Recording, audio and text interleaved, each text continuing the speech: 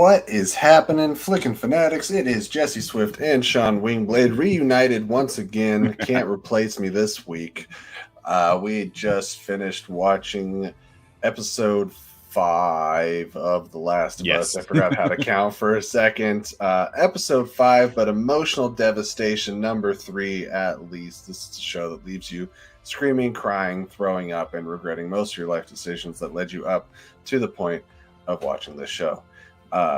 All that being said, it is fantastic. The show remains to be fantastic, but I do feel like a masochist every week that I watch a show and sign up for the emotional torment that it's Neil Druckmann, right? Just dishes up for us. And emotional damage. That's right. We don't have the GIF ready, but I figured I would do it and hit my microphone along the way.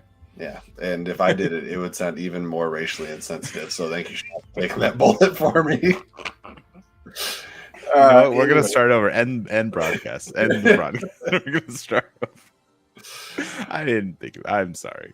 I'm sorry to everyone. Everyone involved. Laughing. So it is later than normal for this show. It's also on the wrong day. We got all kinds of thrown off. Leave it up to those stupid jocks to throw off our schedule with their silly little sports ball game and ruin my life. But not really. Well, yeah. Neil Druckmann's actually the one that did that. Anyways, let's talk about this episode. If you guys weren't paying attention to the title, it is a spoiler review, which means you've been warned. And we are going to talk spoilers, which usually involves who died. Who done died that time? Yeah. Sorry, I was busy. I was trying to tweet it out. I realized that I hadn't finished doing all that stuff before we decided to go live. You didn't twat the tweet or tweet the twat. I didn't tweet the twat out. Jesse, how are you feeling? Dude, how are you feeling after that episode? Ouch. Also, I'm a bit of an empath, so every time I have to look over at my beautiful wife sobbing her eyes out, every other episode, if not every episode, it's rough and it makes it hard. And then I go to see how our video's doing, and I pull it up, and there's you and Allison crying. I was like, dear God, this show is just a shit show. I mean, the show's not shit, but it's emotional damage. Yeah, it's like every episode is the Reigns of Castamere. If you watch Game of Thrones, you know that reference. Buck in the chat, thank you, Buck, for stopping by. Yes, phenomenal episode, and I agree. There, people are lauding the show left and right on Twitter, and deservedly so. And it's like every time they have just a banger of an episode. The first episode was fantastic in the way they adapted it. The second episode was fantastic. The third episode blew everyone away. I mean, if any episode is going to win an Emmy for, like, I think they do like individual episodes. They do have like an award for best writing or something like that. It's going to be episode 3. But then this one blew us away too.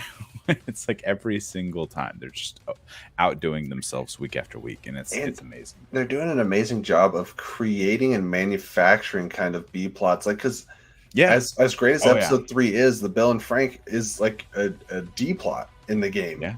Mm-hmm. And they made it an A plot, and it was fantastic. And everything with Kathleen is something that, coming from the experience in the game and going into, just wasn't really there. And they made you care. They gave you something to get invested on. And she's a bit, off her rocker, but there's reasons there.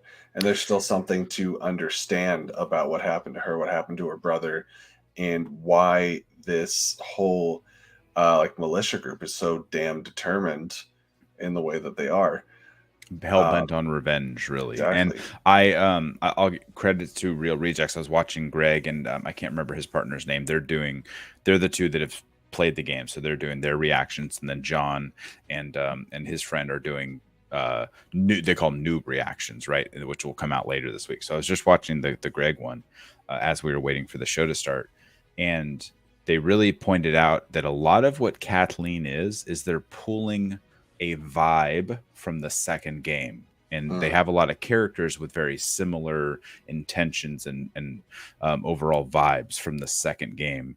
And so they're doing a good job at kind of peppering that in and almost setting the groundwork for what we might see in but because I don't know if they'll wait 4 years for Ellie to age up, even though because Bella Ramsey's already the same age as what Ellie is in the Leonardo second game. DiCaprio's girlfriend. Yes, but I wasn't going to go there. Oh, okay. Wasn't on my mind. I don't think about it often. But yeah. So we'll see what happens. But they did a great job at that, alluding to those type of people that are in the world, basically. Even in the short time that we got to know her, I really liked watching Kathleen's arc from just this like hardcore resistance leader to clicker feces. She will be soon. Yes.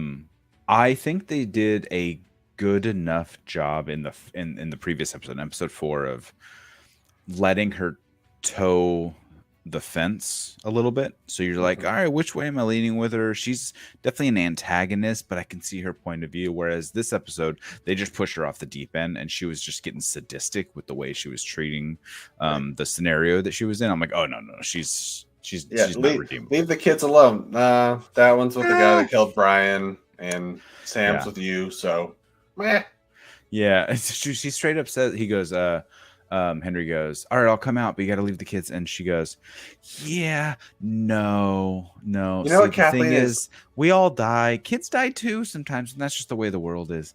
She's whoa, dude. Kathleen is a post-apocalyptic Lumbar from The Office, or Office Space. I mean, yeah, that's not gonna work for me. No, I'm gonna need you to die today. Yeah. That's how she did it. Yeah, but really another great episode that really focused on building relationship with Ellie and Joel to the point where they're more than just like cargo and trafficker. That's not the term I was looking for, but it's the one that came up. I was watching the post show behind the scenes stuff afterwards, which I know you said you didn't see. Mm-hmm. So they pointed something out, is that they really introduced Henry and Sam, and the whole point of these two characters is to teach Joel a lesson, is to teach him about these are the polar opposite of the relationship that Joel has with Ellie, whereas Henry rather, is willing to do whatever it takes, right? He gave away the leader of his militia group, everything. He would do anything that it was necessary to get his brother the medicine that he needs to live. He's like, my brother's more important than your brother, and that's how I'm going to live my life. Whereas Joel, at this point in the story, is still very much like, your cargo, like whatever, I have a job to do just because Tess wanted me to do it. I don't give a shit about you. I give a shit about Tess. Tess gave a shit about you. So he hasn't gotten to that point yet, but we're starting to see turns where he is really starting to fall for Ellie and care about her as more than just cargo. Yeah, and I think that was very well demonstrated in it. And we got it's almost comical now that every episode starts with like a little flashback to varying different times. Like this was just like 10 days prior. Yeah. And I feel like the flashbacks are getting shorter and shorter, but they are always great in getting that field of view with Sam and Henry. I really appreciated it, and we were only maybe 10 minutes into the episode, and Lauren was already like, if anything happens to the kid, I'm gonna riot. And then you know that meme of the monkey that's like looking like this, like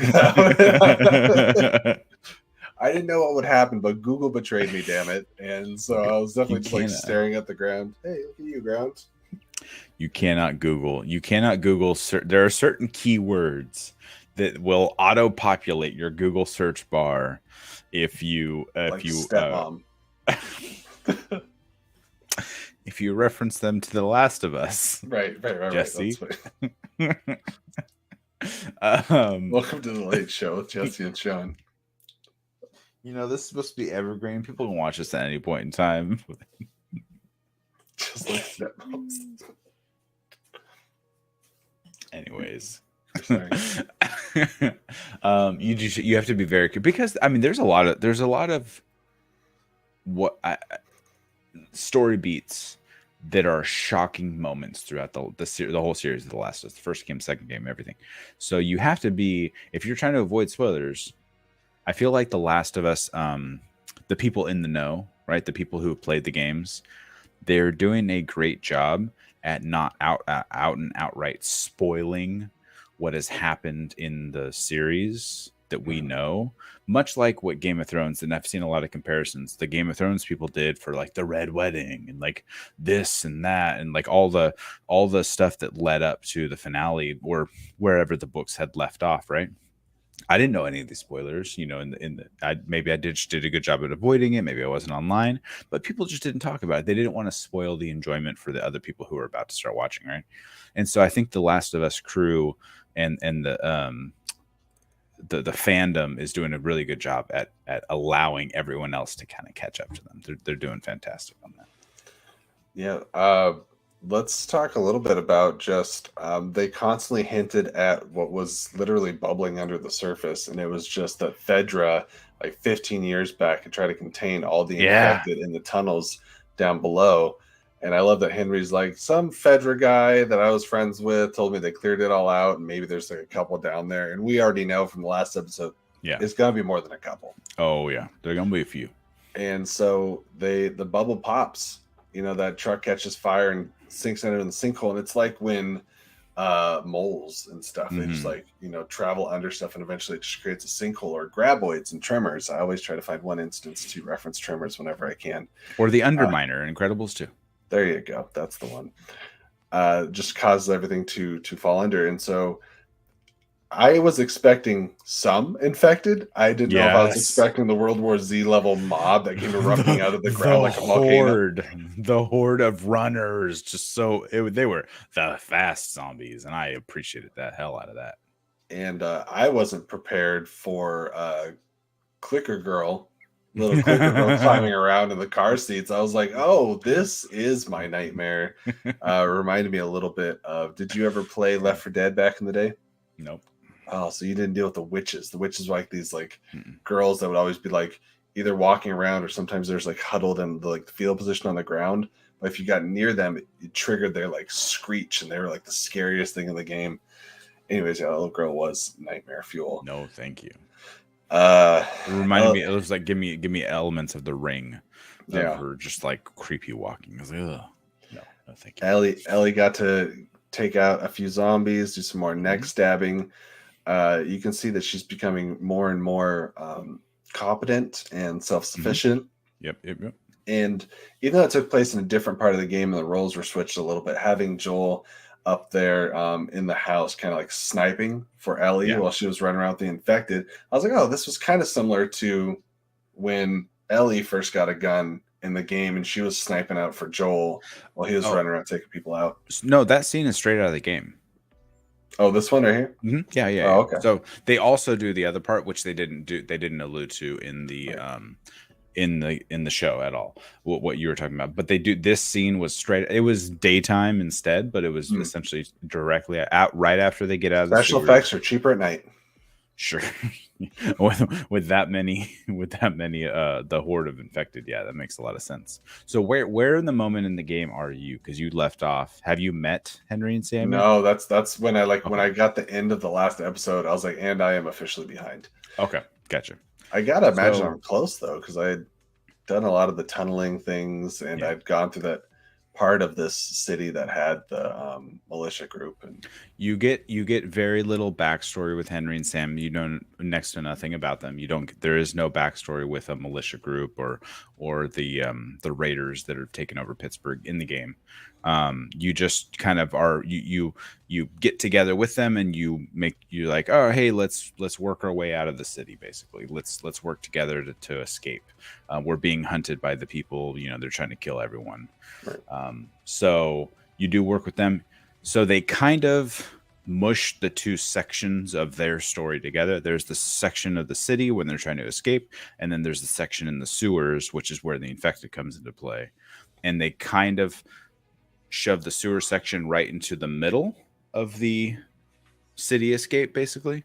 And then once you get out of the sewers, you get to the part where there's a sniper trying to get you. Joel has to sneak around, fight a bunch of bad guys, get up to the house, blah, blah, blah. So all of that played out pretty much identical to the game. I think old sniping homie was ready to go. Yeah, he is just some random guy. He wasn't like that was a well, it was a great element to tie it into the show because they introduced names and faces to these people we're fighting instead of them just being like bad guys we have to fight through. Right. And he was a lookout, right? He's looking on the outskirts of the city and he's waiting for people to escape. And it was a great way to kind of tie it back in and to let the revolutionaries know where our people or our friends It's were escaping. also possible that he was missing on purpose because Kathleen was trying to get a hold of him and said just Yeah, hold him there, and so I think he was true. just trying to like shoot around them to keep them kind of like scared into staying right there. That makes sense. I didn't think about that at all. Yeah. That does. Or he's just old. One of the two. It's definitely one of the two. This guy is shit aim. He's not gonna hit me. Don't worry. And then I love that moment between Joel and Ellie too, though, where she's like, "You're not gonna leave," and he goes, "Do you trust me?" She's like, "Yeah, all right." She was so nervous in that moment. She's like, "Don't you do not fucking leave me at this time." It was great. It was showing that bond growing between the two. what the hell? Run, kitty. Yeah, and I think really a highlight of this whole episode was the relationship that got to form between Ellie and Sam, obviously, which was Yeah. double as soul crushing and heartbreaking at the end. But their shared love over the comic books and that moment they had where they're passing like the little I know it's not paper, it's one of those little fancy things that erases itself, but like basically a scratch piece of paper back and forth. And they're asking some hard questions and talking about fear and being afraid, and then we get that reveal of Sam's got a bite, and Lauren was already crying. I was like, oh no. Just ready for it. I wasn't sure what they were gonna do. I wasn't sure. I thought they were going to switch it up and kill Henry off at first when it was the showdown between Kathleen and Henry. Yeah. So because they changed the Bill and Frank storyline so much, now it keeps every other story beat on their toes, right? Everyone who knows the game, we're ready for these jumps, but also we're like, wait, are they going to change it? Is it going to be different? I don't know. And so I wasn't sure if they were going to change it up. I really thought, because I knew it was going to happen. I knew it was supposed to happen, rather, right, based off the game. So I thought that maybe we were going to see they were going to swerve it, and instead of him getting infected, they were going to just have Kathleen kill him, right, and to just push her over the edge as a bad guy, and then Henry would have to get retribution, and then obviously end up the same way he did. They didn't go that route. She got attacked by the girl clicker, the little kid clicker, which was fine. I mean, it was a fun scene. Just watching her get tore up. She was getting destroyed. I almost wish the bloater would have got her, but that's fine. The bloater straight up out of the video game grabs Tommy from the game and just rips his head off, as is on our thumbnail. Boom. I forgot. I did it prior to head being ripped off. Oh yeah, but it's about to happen. It's about to happen. I almost put that on. I was like, should I put that on the thumbnail? It's a bloaters are quicker than the game bloaters. They are fast. I was like, faster. Yeah. I was like, he's just big. He's not necessarily lumbering like the other ones are just kind of like lob. I was waiting for a spore bomb because I know that they're not really doing spores, but Ellie mentioned when she was talking about the rumors of the different kinds of infected. She's like, what about the big giant ones that like throw balls of spores? Or I don't know what her lines were exactly. It's explosion of some kind. Yeah. Yeah. It's like the beginning of the second episode. And I was like, oh, so maybe they'll do, I think they might just not have spores in the way it was in the game where there's just like spore areas, but it still makes sense that something would like throw a spore bomb or something. Yeah. It still could have been a physical explosion to hurt, something like that. Exactly. Derpy missed it earlier when that's kind of how we started it off. Emotional damage damage all around. I'm excited for you to play the game. There is slight differences in the game. Sure. Just to compare them to. So Henry in the game is a little more no nonsense. He's kind of a little bit more like straight, like he's like, no, don't pick up any extra weight. We have a mission. You need to grow up and get tougher type of thing. Like he's still protective. Like he's like, I'm going to do anything for my brother, but he's not, he's not soft in the way that like a child sometimes need their parent to be softer, like a softer edge to them. He's a little tougher in the game, I think. I like the So variety of it because we didn't need two Joels. yes, exactly, and which was a great way to do it. I think the show did it perfectly. Honestly, a way to vary it up. In the game, Sam's like he's like more like 10 to 11 instead of 8, and he's not deaf. And I thought that was an interesting wrinkle, which they explain a little bit in the post behind the scenes video, is that they really wanted to show Sam as really relying on Henry a lot more, which solidifies their bond just even that much more. But the entire storyline, the way they did it, was just fantastic. It was beautiful. I love the connection they had. And it shows too how we were talking about this during our watch along. Make sure you go back and watch the watch along with myself and Allison if you want to do a rewatch of the episode. And Henry himself, he's not that old. You know what I mean? Like he was probably born shortly before the entire inciting incident. He's probably in his early 20s, maybe 25. Like I don't, when you think of the age difference between 8 and an older brother year old, like 10 to 15 years tops, right? Yeah. So he's probably in his early 20s. He's grown up in this world. And he's I don't know.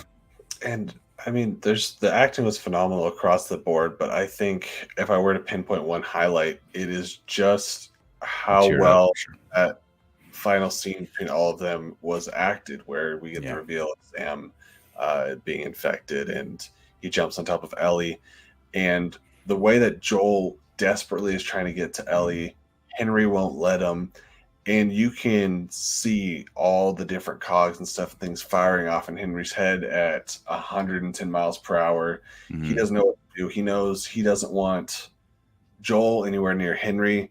He, just met Ellie, but doesn't want bad things to happen to Ellie. He obviously cares about his brother above all, and everything just like clicks in place for a split second, and he shoots Sam.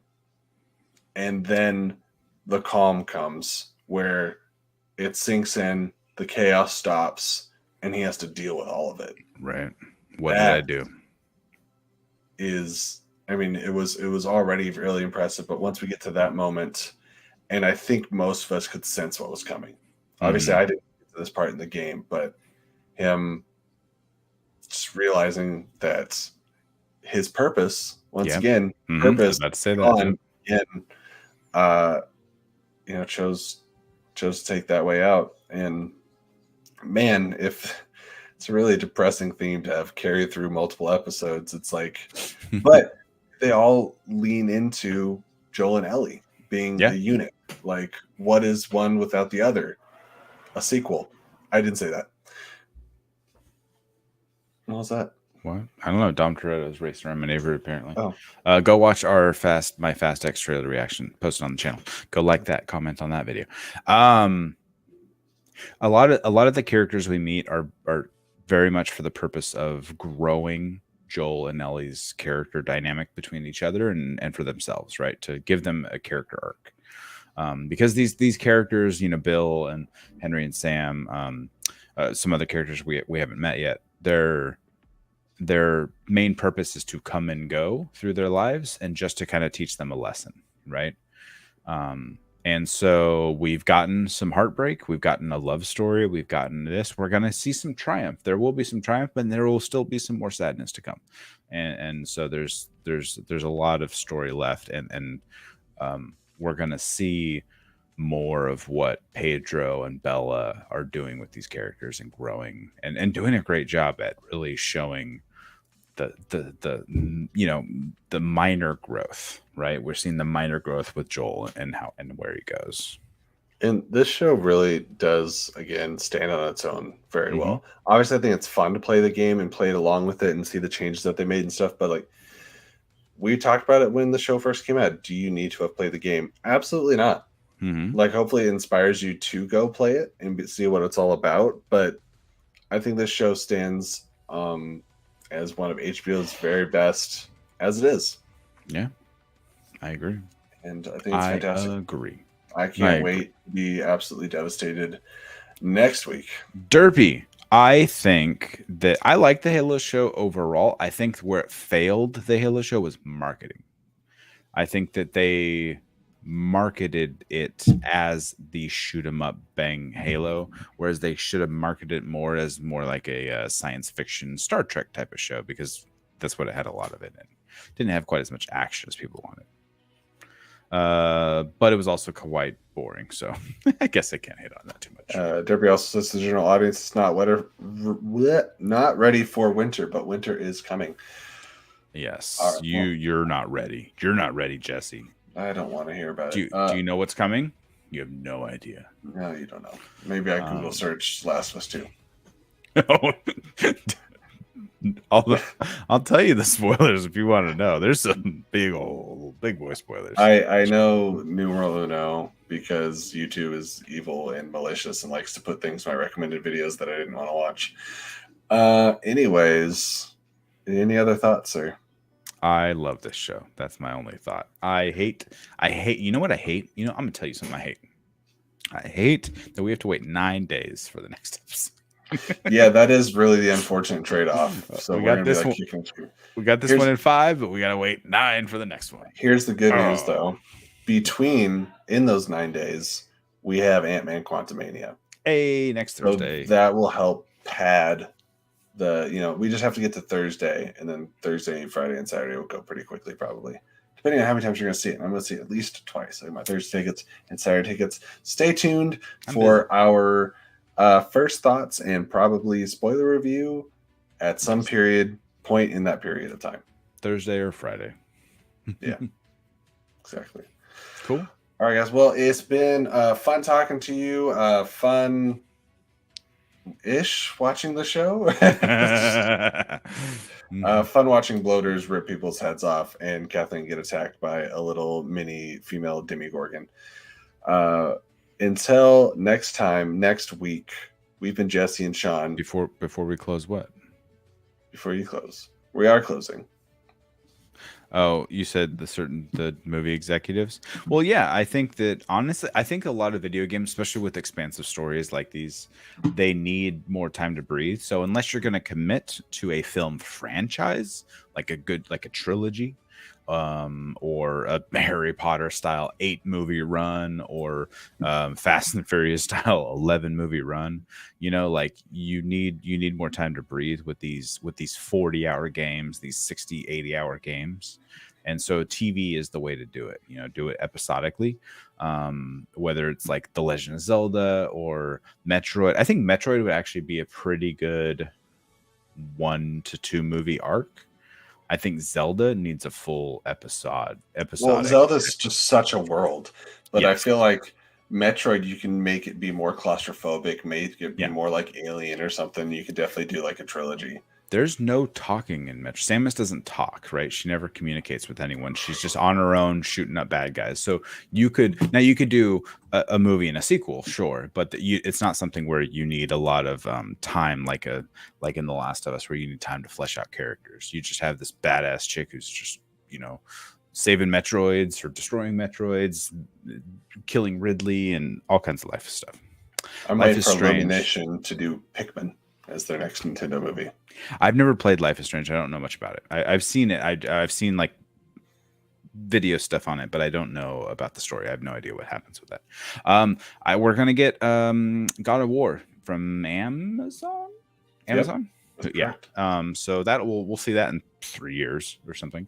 That'll be good. So 3 years, roughly. By then, I might have recovered from this episode. But again, until next time, guys, thank you so much for joining us. It's been Jesse and Sean on another review of The Last of Us. Peace. Talk to you next time. Until then, keep it real. Bye.